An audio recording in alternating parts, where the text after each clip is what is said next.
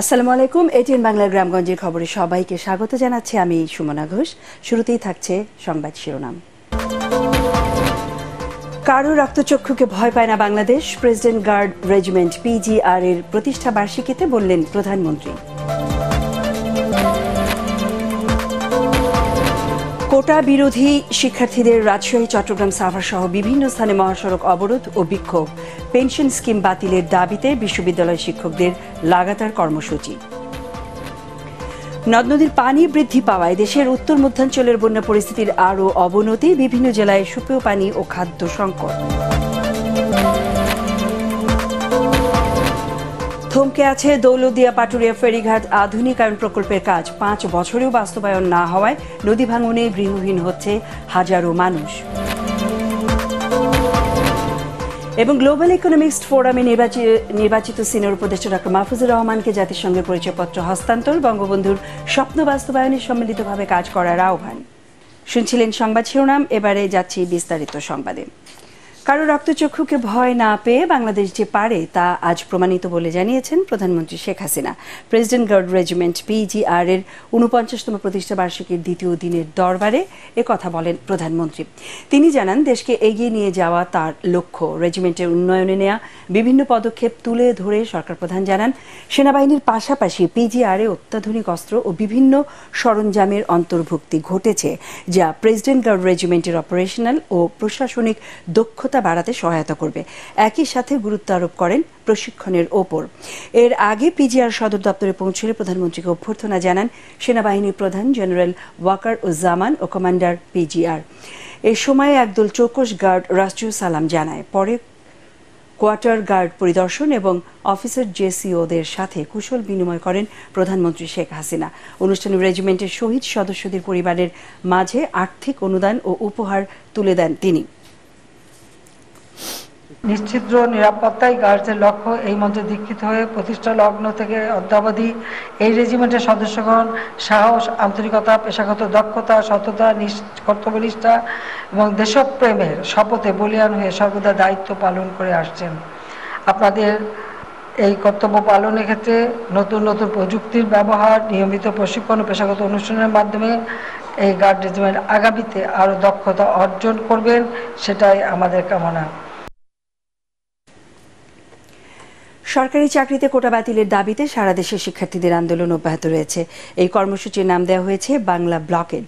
কোটা বাতিলের দাবিতে সকালে জাহাঙ্গীরনগর বিশ্ববিদ্যালয়ের শিক্ষার্থীরা ঢাকা আরিচা মহাসড়ক অবরোধ করে। এতে সড়কে যান চলাচল বন্ধ হয়ে যায়।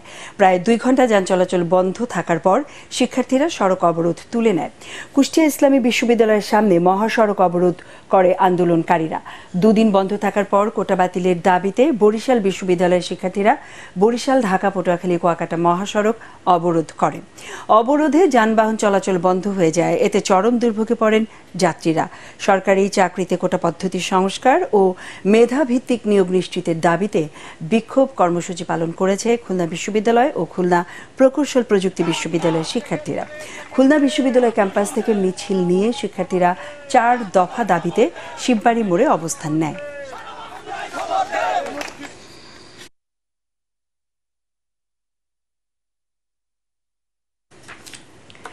পেনশন স্কিম বাতিলের দাবিতে ক্লাস পরীক্ষা সহ সব ধরনের একাডেমিক কার্যক্রম বন্ধ করে 7ম দিনের মতো বিশ্ববিদ্যালয়ের শিক্ষকরা সর্বাত্মক কর্মবিরতি পালন করছে। সারা দেশে 35টি পাবলিক বিশ্ববিদ্যালয়ে চলছে এই আন্দোলন। এ সময় শিক্ষকরা বলেন, এটি সরকার বিরোধী আন্দোলন নয়, বরং তাদের মর্যাদার লড়াই। ষড়যন্ত্রের মাধ্যমে এই আন্দোলন নস্যাৎ করা যাবে না বলেও জানান শিক্ষকরা। আরও জানাচ্ছেন ইয়াসিন রানা। সর্বজনীন পেনশনের প্রত্যয় স্কিম বাতিলের দাবিতে পাবলিক বিশ্ববিদ্যালয়ের শিক্ষকদের লাগাতার কর্মসূচি চলছে। পেনশন সংক্রান্ত প্রত্যয় স্কিম প্রত্যাহার, সুপার গ্রেডে অন্তর্ভুক্ত ও শিক্ষকদের জন্য স্বতন্ত্র বেতন স্কেলের দাবিতে সারা দেশে 7ম দিনের মতো বিশ্ববিদ্যালয়ের শিক্ষকদের সর্বাত্মক কর্মবিরতি চলছে। আমাদেরকে আমাদের মধ্যে থাকতে দিন, আমাদেরকে আমাদের মধ্যে চলতে দিন। কর্মসূচির অংশ হিসেবে ঢাকা বিশ্ববিদ্যালয়ের কলা ভবনে অবস্থান কর্মসূচি পালন করছেন শিক্ষকরা। এ সময় শিক্ষকরা বলেন, দাবি আদায় না হওয়া পর্যন্ত আন্দোলন চালিয়ে যাবেন তারা। যাদের পেনশন স্কিম নাই তাদের জন্য এই পেনশন স্কিম, কিন্তু ষড়যন্ত্রকারীরা কৌশলে সেখানে বিশ্ববিদ্যালয় শিক্ষকদেরকে অন্তর্ভুক্ত করে দিয়েছে। সেই অন্তর্ভুক্তি শিক্ষকদের মধ্যে যেমন বৈষম্য সৃষ্টি করছে, রাষ্ট্রের বিভিন্ন গোষ্ঠীর মধ্যেও বৈষম্য সৃষ্টি করছে। দিন শেষে যদি আমরা হাতছানি নিয়ে চলে যাই এবং যতদিন আমরা চাকরি করছি সেখানে যদি আমরা সচ্ছলভাবে জীবনযাপন না করতে পারি, তাহলে এখানে চাকরি করার আমাদের দরকারটা কি? এদিকে সারা দেশে সকল পাবলিক বিশ্ববিদ্যালয়ে চলছে আন্দোলন। বন্ধ রয়েছে ক্লাস, পরীক্ষা সহ সকল একাডেমিক কার্যক্রম। আন্দোলনের কারণে শিক্ষার্থীদের পাঠদানে ক্ষতি হচ্ছে জানিয়ে শিক্ষকরা বলেন, পরবর্তীতে অতিরিক্ত ক্লাস নিয়ে তা পুষিয়ে দেওয়া হবে। এতে খারাপ কাটছাট করে আমাকে আর্থিকভাবে এবং সামাজিকভাবে কাটছাট করে দেওয়া হবে, সুতরাং এটা তো মানতে পারছে না কেউই। প্রত্যয় স্কিমের জটিলতা নিয়ে সরকারের সাথে আলোচনা হবার কথা রয়েছে জানিয়ে বিশ্ববিদ্যালয় শিক্ষক সমিতি ফেডারেশনের মহাসচিব ডক্টর নিজামুল হক ভূঁইয়া বলেন, দাবি না মানলে আন্দোলন চলবে। দীর্ঘদিন পর্যন্ত আমরা এই দাবিগুলো নিয়ে আসছি, কিন্তু সরকারের ভিতরে একটা গ্রুপ স্বার্থান্বেষী মহল সেই কাজটি করছেন। শিক্ষকদের সাথে প্রধানমন্ত্রী অফিসের একটা দূরত্ব, শিক্ষকদেরকে কিভাবে সুযোগ সুবিধাকে বঞ্চিত করা যায়, একটা গ্রুপ সবসময় এই কাজটি করছে। তো তার বিরুদ্ধে আমাদের এবার এই আন্দোলন, আলোচনা চলবে, আমাদের আন্দোলনও চলছে। যদি সমাধান হয়ে যায় তাহলে আমরা আন্দোলন থেকে তৎক্ষণাৎ ফেরত আসবো। শিক্ষকদের এই আন্দোলনকে অনেকে সরকার বিরোধী আন্দোলন বলে বিভ্রান্তি ছড়াচ্ছে বলেও অভিযোগ করেন তিনি। ইয়াসিন রানা, এটিএন বাংলা, ঢাকা। নদ নদীর পানি বৃদ্ধি অব্যাহত থাকায় দেশের উত্তর মধ্যাঞ্চলের বন্যা পরিস্থিতির আরও অবনতি হয়েছে। হবিগঞ্জ, কুড়িগ্রাম, সিলেট, শেরপুর, গাইবান্ধা সহ দেশের বিভিন্ন জেলায় সুপেয় পানি ও খাদ্য সংকটে মানবেতর দিন যাপন করছেন বানভাসী মানুষ। আমাদের প্রতিনিধিদের পাঠানো তথ্য ও ছবিতে আরও জানাচ্ছেন তামান্না জেনিফার। হবিগঞ্জের আজমেরীগঞ্জ উপজেলায় কালনী ও কুশিয়ারার পানি বৃদ্ধি পেয়ে ৭৫ সেন্টিমিটার উপর দিয়ে প্রবাহিত হচ্ছে। পানিবন্দী হয়েছেন ৫টি ইউনিয়নের আরও ৬০,০০০ মানুষ। কুড়িগ্রামে ব্রহ্মপুত্র, ধরলা ও দুধকুমার নদীর পানি ৬ পয়েন্টে বিপদসীমার উপর দিয়ে বইছে। নদীর স্রোতে বাঁধের ৩০০ মিটার ধসে নতুন করে প্লাবিত হয়েছে আরও ১২টি গ্রাম। শুকনো খাবার, বিশুদ্ধ পানি ও জীবন রক্ষাকারী ওষুধের সংকট দেখা দিয়েছে এখানে। বাঁধ ভাঙার পর থেকে এখানে পানি ঢোকে, তারপর থেকেই ক্রমান্বয়ে পানি বাড়তেই আছে। এদিকে সিলেটের বিভিন্ন স্থানে ধীর গতিতে পানি কিছুটা কমতে শুরু করলেও সার্বিক বন্যা পরিস্থিতির তেমন উন্নতি হয়নি। পানিবন্দী কমপক্ষে ৬০ লাখ মানুষ। শেরপুরের ৪ নদীর পানি বিপদসীমার নিচ দিয়ে প্রবাহিত হলেও পাহাড়ি ঢলের কারণে সৃষ্ট বন্যায় নিম্নাঞ্চলের মানুষের দুর্ভোগ কমছে না। নিম্নাঞ্চলের মানুষ রান্না, খাওয়া ও গবাদি পশু নিয়ে বিপাকে পড়েছেন। সবচেয়ে বেশি ভোগান্তিতে রয়েছেন শিশু ও বৃদ্ধরা। গাইবান্ধায় ব্রহ্মপুত্র নদীর পানি ফুলছড়ি পয়েন্টে বিপদসীমার ৭৬ সেন্টিমিটার ও ঘাটক নদীর পানি নতুন ব্রিজ পয়েন্টে ২৬ সেন্টিমিটার উপর দিয়ে প্রবাহিত হচ্ছে। অপরদিকে গত ৪ দিন পাহাড়ি ঢল ও বৃষ্টিপাত না থাকায় নেত্রকোনার সব নদ নদীর পানি কমতে শুরু করেছে। সচিবালয়ে দুর্যোগ ব্যবস্থাপনা ও ত্রাণ প্রতিমন্ত্রী বলেন, বন্যায় ২০ লাখ মানুষ ক্ষতিগ্রস্ত। তাদের সহায়তায় সব ধরনের ব্যবস্থা নেওয়া হয়েছে। খাদ্যদ্রব্য, চিকিৎসা বা যোগাযোগ ব্যবস্থা, বিশুদ্ধ পানি, খাবার, এই আমাদের এবং কমিউনিকেশনের জন্য শুধু আমরা কাজ করছি না, সাথে সাথে এই বন্যা পরিবর্তিতে এই ক্ষতিপূরণ যাতে মানুষ পূরণ করতে পারে সেই লক্ষ্য রেখে আমরা কাজ করতে যাচ্ছি। এদিকে বন্যার পানি উপেক্ষা করেই জামালপুরের ইসলামপুরের গুঠাইল স্কুল অ্যান্ড কলেজে এইচএসসি পরীক্ষা দিয়েছে ৬ শতাধিক শিক্ষার্থী। তামান্না জেনিফার, এটিএন বাংলা। নদী ভাঙন রোধে ২০২০ সালে দৌলতদিয়া পাটুরিয়া ফেরিঘাট আধুনিকায়ন প্রকল্প পাশ করে জাতীয় অর্থনৈতিক পরিষদের নির্বাহী কমিটি একনেক। ১৩৫১ কোটি টাকার প্রকল্পটির মেয়াদ এবছর ডিসেম্বরে শেষ হওয়ার কথা থাকলেও আশ্চর্যজনকভাবে এখনও পর্যন্ত কাজই শুরু হয়নি। এদিকে প্রকল্প বাস্তবায়ন না হওয়ায় প্রতিবছর পদ্মার ভাঙনে গৃহহীন হচ্ছে হাজারো মানুষ। রাজবাড়ী থেকে লিটন চক্রবর্তীর রিপোর্ট, জানাচ্ছেন জাহিদুল আলম। ২০২০ সালে দৌলতদিয়া ও পাটুরিয়া ফেরিঘাটে ৬টি করে আধুনিক ফেরিঘাট নির্মাণ, দৌলতদিয়া ঘাটের উজানে ৪ কিলোমিটার ও পাটুরিয়া প্রান্তে ২ কিলোমিটার নদী শাসনে প্রকল্প নেয় সরকার। প্রকল্পটি বাস্তবায়ন হলে নদী ভাঙনের কবল থেকে রক্ষা পেত দৌলতদিয়া ও দেবগ্রাম ইউনিয়নের মানুষ। তবে ৫ বছর পার হলেও প্রকল্পটির কোনো কাজই শুরু হয়নি। ফলে এসব এলাকায় নদী ভাঙন চলছেই। ভাঙন রোধে বিআইডব্লিউটিএ জিও ব্যাগ ফেললেও স্থায়ী কোনো সমাধান পাচ্ছেন না এলাকাবাসী। আশ্বাস দিয়ে রাখতেছে যে আজ হবে না কাল হবে, এরকম আশ্বাস দিয়ে দিয়েই মনে করেন এখন আমাদের অনেক নদী বাড়িঘর ভেঙে চলে গেছে। বর্ষার মৌসুমে কিছু বালু টলু বস্তা ফেলার পরে দেখা গেল ওটা আবার নদী গর্ভে বিলীন হয়ে যায়। আমার দুইখান ঘর ভাঙছে, এটা গরুর ঘর, এটা নান্দন ঘর, আর ওই যে দুই টুক ছাবরা আছে। আমার এহারে গরিব মানুষ, আমি মেলা বাড়িঘর ভেঙে গেছে নদীর বর্ষার আগে ভেঙে দিতেছে। কোন মেম্বার চেয়ারম্যান কিংবা এমপি মহোদয় এসে আমাকে দেখতেছে না কেউ। কাজ শুরুতে এত দেরি হওয়ার কারণ হিসেবে করোনা মহামারীর কথা বলেন প্রকল্প পরিচালক। জমি অধিগ্রহণের কাজ হলে দেন আমরা তখন মূল কাজে হাত দিতে পারতাম। জমি অধিগ্রহণগুলো যে প্রক্রিয়াধীন আছে, তখন সরকার এই ডিসেম্বরে মানে 24 ডিসেম্বর, এটা তো 18 সালের শিডিউলে করা, যদিও 2020 পাস হয়েছে, 18 সালের শিডিউলে করা। যেহেতু ওয়াটার বোর্ডের অংশ আছে, ওয়াটার বোর্ডের অংশগুলো সব তো হ্যাঁ কি সিদ্ধান্ত আপনাকে পরে আমি বলতে পারবো। নদী ভাঙন রোধে প্রকল্পটির কাজ দ্রুত শুরু করার দাবি জানান গোয়ালন্দ উপজেলার পদ্মাপাড়ার সাধারণ মানুষ। Bureau report, ATN Bangla. গত 24 ঘন্টায় মেহেরপুর জেনারেল হাসপাতালে চিকিৎসা দিয়ে সাপে কামড়ানো 2 রোগীকে সুস্থ করা হয়েছে। অ্যান্টিভেনম দিয়ে তাদেরকে সুস্থ করা হয়েছে বলে জানান চিকিৎসকরা।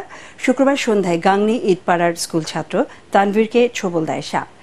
একই সময়ে মাঠ থেকে বাড়ি ফেরার পথে সদর উপজেলার ময়ামারি গ্রামের কৃষক ইদ্রিস আলী সাপের আক্রমণের শিকার হয়।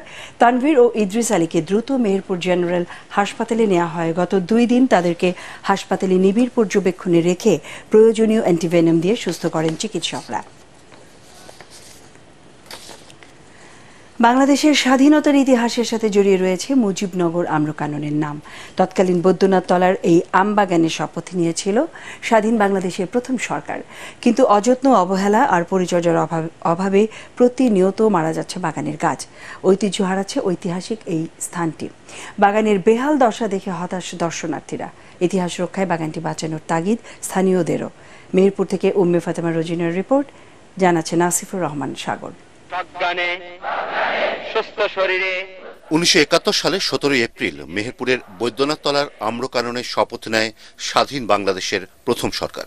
তারপর থেকেই স্থানটি পরিচিতি পায় মুজিবনগর হিসেবে। আম বাগানটিকে ঘিরে 80 একর জমিতে তৈরি করা হয়েছে মুজিবনগর মুক্তিযুদ্ধ স্মৃতি কমপ্লেক্স। এর প্রায় 40 একর জমিতে আমের গাছ ছিল 1260টি, এখন কমে দাঁড়িয়েছে 970টিতে। নিয়মিত পরিচর্যা না করায় প্রতিনিয়তই কমছে আমের গাছ। বাগানের অনেকটাই এখন ফাঁকা, প্রায় প্রতিটি গাছে জমেছে আগাছা আর শ্যাওলা। বাগানের এমন বেহাল দশা দেখে হতাশ দূর দূরান্ত থেকে আসা দর্শনার্থীরা। আম গাছের পরিবেশগুলো একটু ভালো হলে এখানে আরো ভালো লাগতো। ইতিহাস হয়ে আছে আম বাগানগুলা, আমরা চাই সারা জীবন যেন এরকম সব থাকে, গাছগুলা যত্ন সহকারে থাকে। স্বাধীনতার ইতিহাসের অংশ এই বাগানটি রক্ষার দাবি এলাকাবাসী। এখন দিন দিন বিলুপ্ত হয়ে যাচ্ছে। বাগানটি কিভাবে দীর্ঘদিন বাঁচিয়ে রাখা সম্ভব, যেহেতু ঐতিহাসিক বাগান, সে ব্যাপারে প্রয়োজনীয় ব্যবস্থা গ্রহণ করা খুবই জরুরি। কৃষি মন্ত্রণালয়ের প্রকল্পের মাধ্যমে বাগানটি পরিচর্যার পরিকল্পনার কথা জানিয়েছে জেলা প্রশাসন। কৃষি মন্ত্রণালয়ের সাথে একটি চুক্তি হয়েছে, 70 লক্ষ টাকার একটি প্রকল্প, সেটি হয়তো কিছুদিনের মধ্যে আমরা টাকাটি পাবো। সেখানে আমাদের যারা এই বিষয়ে বিশেষজ্ঞ, এই গাছগুলোকে নার্সিং করে কিভাবে টিকিয়ে রাখা যায়। ঐতিহাসিক এই স্থানটির স্মৃতি ধরে রাখতে সরকার উদ্যোগী হবে, এমনটাই প্রত্যাশা সকলের। Bureau report, ATN Bangla. বঙ্গবন্ধুর স্বপ্নের সোনার বাংলা গড়তে সকল চ্যালেঞ্জ মোকাবেলা করে সম্মিলিতভাবে কাজ করার আহ্বান জানিয়েছেন এটিএন বাংলা ও এটিএন নিউজের চেয়ারম্যান ডক্টর মাহফুজুর রহমান। রাজধানীর কারওয়ান বাজারে এটিএন বাংলার প্রধান কার্যালয়ে গ্লোবাল ইকোনমিস্ট ফোরাম আয়োজিত অনুষ্ঠানে এই কথা বলেন তিনি। এ সময় দেশকে এগিয়ে নিতে হলে গণমাধ্যমের উন্নয়নে নীতি সহায়তার পাশাপাশি আর্থিক প্রণোদনা প্রদানের আহ্বানও জানান এটিএন বাংলার বার্তা বিভাগের নির্বাহী পরিচালক হাসান আহমেদ চৌধুরী কিরণ। মনির হোসেন তো পরিপূর্ণ। জাতিসংঘের অর্থনৈতিক ও সামাজিক পরিষদের পরামর্শ সংস্থা হিসেবে বিশ্বের 104টি দেশ নিয়ে কাজ করা গ্লোবাল ইকোনমিস্ট ফোরাম এই অনুষ্ঠানের আয়োজন করে। এ সময় সংস্থাটির নবনির্বাচিত সিনিয়র উপদেষ্টা, শিল্পপতি ও মিডিয়া ব্যক্তিত্ব ডক্টর মাহফুজুর রহমানকে আনুষ্ঠানিকভাবে জাতিসংঘের পরিচয়পত্র হস্তান্তর করা হয়। ফলে জাতিসংঘের সদস্যভুক্ত দেশগুলোতে ভিআইপি মর্যাদা পাবেন তিনি। সংস্থার কেন্দ্রীয় সভাপতি ডক্টর এনায়েত করিম জানান, দেশের উন্নয়নে কৃষি ও স্বাস্থ্য খাতে বিনিয়োগ করতে হবে। $245 বিলিয়ন ইনভেস্টমেন্ট নিয়ে কাজ করছি বাংলাদেশে আনার জন্য। সেটা দুই একটা প্রজেক্ট হয়তো ডক্টর মাহফুজুর রহমান সাহেবের সঙ্গে মিলে করব আমরা। অনুষ্ঠানে লেখক অধ্যাপক ডক্টর আনোয়ারুল করিম, এটিএন বাংলার অনুষ্ঠান ও সম্প্রচার বিভাগের উপদেষ্টা তাশিক আহমেদ উপস্থিত ছিলেন। ডক্টর মাহফুজুর রহমান হলেন উনি একজন ভিশনারি মানুষ, উনি অনেক দূর পর্যন্ত দেখতে পান। অনুষ্ঠানে কৃষি খাতে স্বল্প সুদে ঋণ সুবিধা দেওয়ার পাশাপাশি মূল্যস্ফীতি কমাতে কার্যকর পদক্ষেপ নেয়ার তাগিদ দেন এটিএন বাংলার বার্তা বিভাগের নির্বাহী পরিচালক ও ডিবেট ফর ডেমোক্রেসির চেয়ারম্যান হাসান আহমেদ চৌধুরী কিরণ। এই যে মাছ উৎপাদনে আমরা দ্বিতীয় হচ্ছি, কিন্তু আমার দেশের মানুষ তো সাশ্রয়ী মূল্যে মাছ খেতে পাচ্ছে না, সাশ্রয়ী মূল্যে খাদ্যশস্য পাচ্ছে না, সাশ্রয়ী মূল্যে তারা শাকসবজি পাচ্ছে না। আজকে কেন এরকম হচ্ছে? কোন শুভঙ্করের ফাঁকির জন্য তাকে কিন্তু সেই মাঠার আলু 12 টাকা করে বিক্রি করে দেওয়ার পরে তাকে 60-70 টাকা করে আলু কিনে খেতে হচ্ছে। আমরা যখন কোথাও বিচার পাই না, যখন আদালতে পাই না, পুলিশের কাছে পাই না, চেয়ারম্যান সাহেবের কাছে পাই না, মেম্বার সাহেবের কাছে পাই না, তখন গণমাধ্যম কিন্তু আমাদের পিছনে এসে দাঁড়ায়। গণমাধ্যমকে সুরক্ষা করবার জন্য রাষ্ট্র এবং সরকারের পক্ষ থেকে আমাদেরকে সহযোগিতা, নীতি সহায়তা, আর্থিক সহযোগিতা করতে হবে। এ সময় এটিএন বাংলা ও এটিএন নিউজের চেয়ারম্যান ডক্টর মাহফুজুর রহমান বলেন, উন্নয়নের ধারা অব্যাহত রাখতে সরকারের পাশাপাশি বেসরকারি খাতকে এগিয়ে আসতে হবে। একটি নতুন এন্টারপ্রেনার সবেমাত্র আসলো, তাকে তো দাঁড়াইতে দিতে হবে, তাকে সুযোগ দিতে হবে, তাকে কাজ করার সুযোগ দিতে হবে। তাকে যদি না দেন, শুরু থেকে যদি তার বদনাম করতে থাকে, সে তো মুক্তপুরে পড়ে যাবে, কোনোদিন আগাইতে পারবে না। আমরা বাঙালিরা এই জিনিসটা শিখিনি, এইটা আমাদের আস্তে আস্তে শিখতে হবে, এইটাকে কাজে চালু করতে হবে। সমালোচনা করব, পজিটিভ সমালোচনা, যে আমরা কারো ভালো দেখতে পাই না, যে ভালো করতে যায় তার পা ধরে টান দিয়ে আমরা নিচে নামার চেষ্টা করি। এই নীতিটা আমাদের ত্যাগ করতে হবে। সংস্থাটির সিনিয়র অ্যাডভাইজার নির্বাচিত হওয়ায় জাতিসংঘের সকল অধিবেশন, সেমিনার ও নীতি নির্ধারণী সভায় অংশগ্রহণ করে পরামর্শ দিবেন ডক্টর মাহফুজুর রহমান। শুভেচ্ছা জানাচ্ছেন মনির হোসেন তপু, এটিএন বাংলা, ঢাকা। ফরিদপুরের বঙ্গবন্ধু শেখ মুজিব মেডিকেল কলেজ হাসপাতালে সাংবাদিক নাজেহাল করার প্রতিবাদে 72 ঘণ্টার মধ্যে হাসপাতালের পরিচালক হুমায়ুন কবিরের অপসারণের আলটিমেটাম দিয়েছে ফরিদপুর প্রেস ক্লাব। প্রেস ক্লাবে অনুষ্ঠিত এই সভায় ঘটনার সাথে জড়িত আনসার সদস্য ও আবাসিক মেডিকেল অফিসারের শাস্তি দাবি করা হয়। সভা থেকে জেলা প্রশাসকের মাধ্যমে প্রধানমন্ত্রী ও স্বাস্থ্যমন্ত্রী বরাবর স্মারকলিপি দেওয়ার সিদ্ধান্ত হয়। শনিবার রাসেল ভাইপারের কামড়ে আহত এক রোগীর তথ্য সংগ্রহকালে একটি টিভি চ্যানেলের ফটো সাংবাদিককে নাজেহাল করা হয়।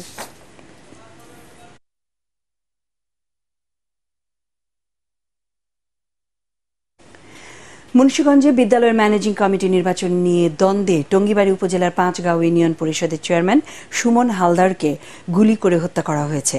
ইউনিয়নের 5 গাঁও আলহাজ ওয়াহিদ আলী উচ্চ বিদ্যালয় প্রাঙ্গণে এই ঘটনা ঘটে।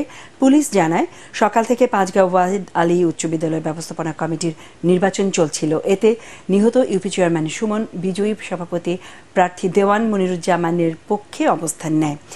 দুপুরের দিকে অপর প্রার্থী মিলনের সমর্থক নূর মোহাম্মদ ক্ষিপ্ত হয়ে বিদ্যালয়ের মাঠে ইউপি চেয়ারম্যান সুমনের বুকে গুলি করে। পরে সুমনকে উদ্ধার করে দ্রুত টঙ্গীবাড়ি উপজেলা স্বাস্থ্য কমপ্লেক্সে নেওয়া হয়। সেখান থেকে ঢাকা মেডিকেল কলেজ হাসপাতালে আনার পথে তার মৃত্যু হয়। সনাতন ধর্মাবলম্বীদের অন্যতম ধর্মীয় অনুষ্ঠান শ্রী শ্রী জগন্নাথ দেবের রথযাত্রা উৎসব শুরু হয়েছে। প্রতি বছর চন্দ্র আষাঢ়ের শুক্লপক্ষের দ্বিতীয়া তিথিতে শুরু হয় এই রথযাত্রা। ঢাকার ধামরায়ে 400 বছরের প্রাচীন রথযাত্রার উদ্বোধন করেন স্বাস্থ্যমন্ত্রী ডাক্তার সামন্তলাল সেন। শেরপুরে শহরের গোপালজিওর মন্দির থেকে রথযাত্রাটি বের হয়ে শহরের প্রধান সড়ক প্রদক্ষিণ করে একই স্থানে গিয়ে শেষ হয়। টাঙ্গাইলের শ্রী শ্রী বড় কালীবাড়ি থেকে বর্ণাঢ্য শোভাযাত্রা বের হয়ে বিভিন্ন সড়ক প্রদক্ষিণ করে। বান্দরবানে পার্বত্য চট্টগ্রাম বিষয় সংসদীয় স্থায়ী কমিটির সভাপতি বীর বাহাদুর উসই সিং কেন্দ্রীয় দুর্গা মন্দির প্রাঙ্গণে বেলুন উড়িয়ে রথযাত্রার উদ্বোধন করেন। এছাড়া খুলনা, নারায়ণগঞ্জ, মানিকগঞ্জ ও শেরপুর সহ দেশের বিভিন্ন স্থানে রথযাত্রা উৎসব হয়েছে। আগামী 15 জুলাই উল্টো রথের বর্ণাঢ্য শোভাযাত্রার মধ্য দিয়ে এই উৎসব শেষ হবে।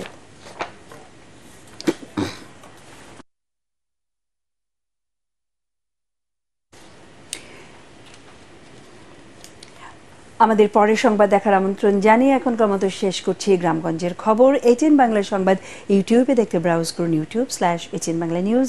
ধন্যবাদ।